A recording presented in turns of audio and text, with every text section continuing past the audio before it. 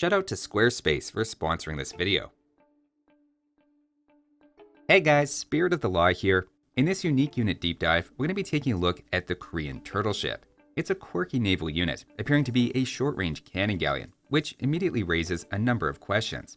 Is it a good choice against the galleon line? Is it anti-fire ship? In what cases could it work well with other naval units in a complementary role? Is it the slowest ship in the game? It is called the Turtle Ship after all, and why, if it's a turtle ship, does it have a dragon's head? That last question is actually pretty easy to answer. It's named after the deck covering, which is reminiscent of a turtle shell, though the rest of the questions posed will involve a bit more testing.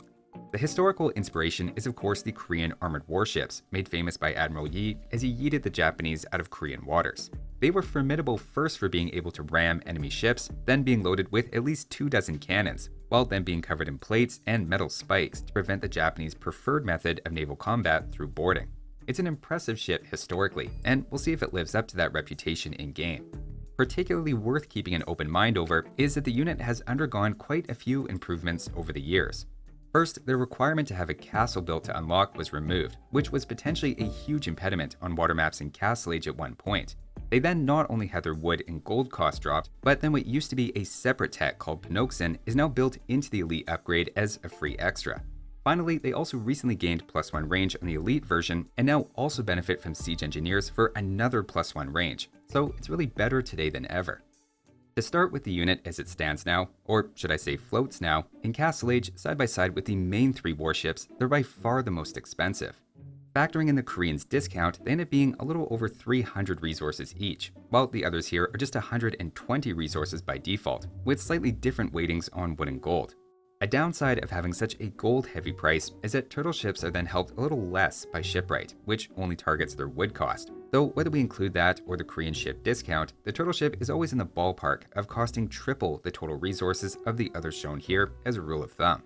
What you get for that high price though are some pretty tanky stats. They have great HP and a bit of melee armor, unlike the others here, maybe a little reference to how difficult they are for infantry to board in reality. They then add in a very solid attack, albeit with a slower reload time, combined with some blast damage. That blast damage is far-reaching enough to hit multiple land units at once, though is harder to notice on water, where ships tend to spread out a bit more. If ships are patrolled, they can get close enough to hit multiple with a single shot, so it helps on water now and then as well. Something else worth noting is that blast radius can impact other friendly ships, so you want to be careful about especially attack ground and where you're aiming. As for some other hidden stuff, the big one is they have some top secret hidden armor that the Korean Navy doesn't want you to know about. As a gunpowder and unique unit, they naturally take bonus damage from anything specializing against those, and also a little extra from fire ships above what's expected. Things seem straightforward until we get to their massive ship armor, starting at +8 before Elite and +11 after. If you're familiar with the cataphract, it's a bit like that, where the cataphract negates a portion of incoming anti-cavalry bonus damage, and something similar is happening here. A handful of land units have some intrinsic bonus damage against ships, and turtle ships reduce all of these bonuses by 8, while then having their high melee armor thrown in for good measure. Many ships also deal some anti-ship bonus damage to varying degrees, and the point is that at times you'll find the turtle ship is even tankier than its stats suggest. For a couple of illustrations of how impactful this armor can be, against a war galley, which usually do 11 damage per attack to each other, and even galley-resistant fire ships take 5 damage per shot, the turtle ship takes just 4, despite having the lowest pierce armor here. The numbers work out to be the exact same against guard towers as well, as another instance of where turtle ships can be surprisingly resilient compared to the galley line. Now there are a few downsides of the unit to be aware of. The first is they have a bit longer creation time than other ships, so it's slower to build up your numbers even if you could afford them. Another downside is they're fairly expensive to upgrade. You have careening for more armor, dry dock for more speed, shipwright for lower wood cost, and faster creation speed, addressing that issue I just mentioned. They're then affected by ballistics and siege engineers at the university and have their elite upgrade. That last one might be the most important, giving more HP, range, armor of all sorts, and as of somewhat recently, +15% speed. That speed boost is particularly nice, as otherwise turtle ships are the slowest ships in the game, slower than the Thirisadai and even cannon galleons, especially before the elite turtle ship upgrade. As a fun fact, turtle ships in reality were probably fast and maneuverable, given they had sails as well as oars, but maybe were a little overpowered in reality and had to be toned down for AoE2. So that's a rundown of the unit. And now let's see how they perform when it's all put together, especially when their cost is factored in. To start with the galley line, in Castle Age, if we give the war galley say a 2-to-1 numbers advantage, the turtle ship really shows off its amazing stats and hidden armor, taking this easily with about 70% of their HP left over. Of course, like I said early on, their cost is more in the realm of 3 times a typical ship, and if we adjust the numbers to reflect that, they still win, this time with more like a third of their HP left, showing they can more than hold their own in this matchup. It's a similar story in Imperial Age once everyone's upgrades are in, and outnumbered 2-to-1, the turtle ships have very little problem. I found if we do the full 3-to-1 ratio, the fight does start to get pretty close, with the galleons helped out a lot by Lanchester's square law. At one point, I think micro would have had to be a consideration here for the galleons as well, but these days, with the turtle ship being faster and with longer range than ever, I think that's one area that's been addressed to a degree with buffs. Next though, let's check the fire ship, which remember has a tiny bit of bonus damage against the turtle ship specifically. Again, going with our 1-to-2 ratio, balancing population and resource efficiency, fire ships actually come out on top, showing they're a decent counter. If we break down what's going on, the fire ship is dealing half the usual damage they would be to the galley line. So with the turtle ship then having about 1.5 times the HP, they're holding out 3 times longer than a single war galley. That sounds great until you realize they cost 3 times as much as the galley line to begin with, so they're not actually holding up especially well once cost is factored in. Where the turtle ship is giving some value though, is that it deals more damage to fire ships than 3 war galleys, thanks to its melee attack bypassing the fire ship's natural resistance.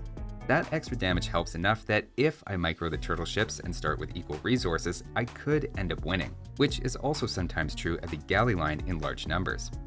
I recommend using Stop Micro here, where you halt your units with the stop command and let them pick their own targets, as it's very easy to overkill enemies with the turtle ship if you focus fire, given their high attack. The slow reload time and movement speed in general makes them less ideal to micro than something like a war galley or especially Longboat, but there's no question any micro you can do helps against fire ships. Nothing here particularly changes in Imperial Age, and all of these units just scale up together. Turtle ships give roughly the durability of 3 galleons while dealing a bit more damage, even when overkill is factored in. While fire ships are something to be cautious of, so far turtle ships seem like a galley line plus against both the galley line itself and fire ships. To close the triad with the demo ship, turtles can 2-shot a demo, though in return, one explosion nearly takes them down to half health. You don't usually see pure demo navies, but even in a 1-to-2 ratio, it's basically balanced, which value-wise leans in favor of the demo ships. It's a pretty similar result to how they do against fire ships, and is the first situation I might actually prefer the galley line here instead, given its extra range and having more units spread out tends to work a bit better. Either way, a few demo ships can maybe pick up some nice trades against turtles. Of course, there are more than just the 3 generic warship lines, so let's see how turtle ships stack up against the other unique naval units before drawing conclusions. To start against the Dravidian's Thirisadai, usually this is the galley line killer, but here becomes a case study in how crazy trying to predict water interactions can be. Usually their +8 hidden anti-ship damage tears through the galley line, but the turtle ship blocks all of that extra damage, turning the tide of battle. Similarly, against Portuguese Caravels, this is another ship armor victim, having its bonus negated and then losing with balanced resources. Yet again, it's a similar story with the Viking Longboat. In this case, the extra arrows help out in death by 1,000 splinters, though on the flip side, longboats tend to bunch up pretty tightly, which actually works to the advantage of the turtle ship and its blast damage. It ends up being a pretty balanced fight, with a slight edge to the turtle ships. All this leaves us with the impression of a unit that is pretty solid all around. Individually, they're incredibly strong, and even when you factor in their higher cost, they still trade favorably against the galley line, hold up better against fire ships, mostly from their higher damage output, are a little vulnerable to fire ships and demos up close, while then trading at least fairly against other naval unique units. Of course, in reality, you don't have to make just one type of ship, and once you have your docks built, you can easily switch to any combo you like. So now let's talk about those combos that might make sense and see how adding a few turtle ships could enhance your navy by playing a secondary role. The first that comes to mind is combining them with galleons. This puts your tanky turtle ships in front, which will naturally arrange themselves this way in combat given their shorter range. This adds some population and space efficiency to your army, avoiding the galleon clots that develop in rivers and choke points. The downside is you're leaning much more heavily into gold, and then putting your gold-heavy units in the front to soak up the majority of the damage. Depending on how hard gold is to obtain, that might not be something you want. Just to run with this though, if we take two equally sized galleon armies and swap out half the galleons on one side for turtle ships, keeping that roughly 3-to-1 ratio of their cost in mind, it actually works out pretty well. The turtle ships move to the front automatically thanks to their shorter range, where their tankiness can do its thing, showing why pop efficiency can be so useful. By the time a galleon would normally take enough damage to be destroyed, the turtle ship is at 2/3 HP and continues to fight at full strength. So you save a lot of your firepower early in the fight by keeping the galleons in the back alive. In this case, the gold-heavy turtle ships end up being destroyed, but saved more than half the galleons in the back, which could then move on to further control the map, and I'd count as a win. Of course, this maybe isn't too surprising, given, as we saw before, turtle ships beat galleons head-on, and the argument for swapping in your own galleons is just to be a bit more efficient with your gold. The big problem with both of these navies we saw for blue though, is they're not very resilient against fire ships. Either turtles on their own or turtles backed up by galleons are pretty easily handled by a navy that leans heavily into fire ships, and is why despite turtles being better at tanking damage individually than galleons, I don't think they're the ideal unit to be putting in the front. That brings us to what I think is a better combo for Koreans, the turtle and fire ship mix. The thinking here is that we keep the expensive turtle ships out of close combat, bearing in mind they can take a bit of punishment in a pinch, but the cheaper fire ships in front will absorb a lot of the early damage. What the turtle ship brings to this is, remember, they hit harder against enemy fire ships than 3 galleons put together, so you get some space and pop efficiency on top of just more DPS. To show how this can play out, here we have the turtle and fire ship combo against a similar fire and galleon combo, with obviously 3 times the number of galleons for red as turtle ships for blue. And thanks to the turtle ship's greater damage against fire ships, you can see it turns into a blue victory. What I particularly like about this is that at the end, it was blue's fire ships that were sacrificed, retaining our gold intensive unique unit instead of the other way around when we had galleons as the support unit. I also like the pop efficiency aspect here, where after smashing big navies together, if a significant chunk of your side is turtle ships, you're probably going to win, even against a slightly larger enemy, and can easily snowball into destroying your opponent's docks, which turtle ships are also pretty good at taking out thanks to their melee attack. Now we could take this one step farther and combine all 3. As far as a little bit of everything army goes, it's actually not that bad. Having the odd galleon shot take out a low HP ship has some nice synergy to it, and maybe helps with overkill that always happens when you have turtle ships. The overall point is just that the turtle ship doesn't have to be a standalone unit, and its benefits we've seen throughout the video can be tapped while mitigating its downsides, mostly by adding fire ships in front.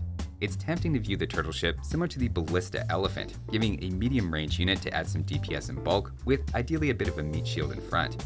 Funny enough, unlike the turtle name implies, it's not actually their defense and hardiness, but instead their attack, especially against fire ships, which I think has the most to offer in combo with other naval units. To be fair, turtles have good defense, but can get a little nippy if they're threatened. Speaking of which, probably my favorite fun fact about turtles though, is that some have the unique ability to breathe using water to pump in and out of their back end. It's true. You can find that and many other fun turtle facts on my newest blogging website, Spirit of the Slow, a turtle blog that I can link with Google AdSense to make passive income from web traffic. The website only took a few minutes to create thanks to this video's sponsor, Squarespace. Squarespace is an all-in-one website platform for entrepreneurs to stand out and succeed online. Whether you're just starting or managing a growing brand, Squarespace makes it easy to create a great-looking website, engage with your audience, and then sell anything from products to content to time all in one place. Using one of their templates, you can easily customize a website to your preferred aesthetic, and then sell your product or services. That could include physical goods or digital content, including access to your own video library, with Squarespace handling the payment side of things so you can focus on the bigger picture. Using the built-in analytic and insight tools, you can then see exactly what's working and what's not, so you can continue to grow and scale your business more effectively. Go to squarespace.com for a free trial, and when you're ready to launch, go to squarespace.com/spiritofthelaw to save 10% off your first purchase of a website or domain. So that was a look at the Korean turtle ship. Thanks for watching, and I'll see you next time.